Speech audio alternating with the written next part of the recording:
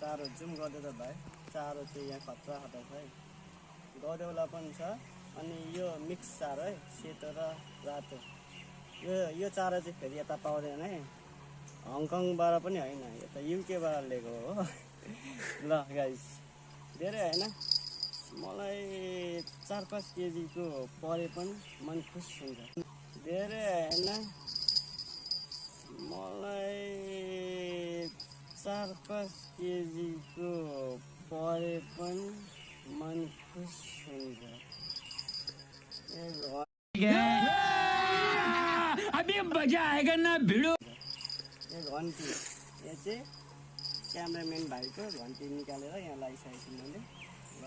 यसले चाहिँ तान्दाखेरि सिग्नल दिने है गाइस ट्याङ ट्याङ ट्याङ ट्याङ ट्याङ ट्याङ ल पूजा गरेँ मैले यो फर्स्ट सर्ट हान्नु लागेको छु ल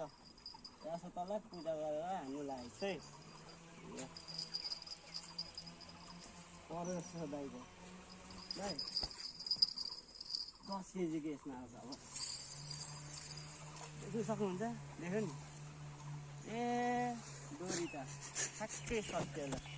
गाइस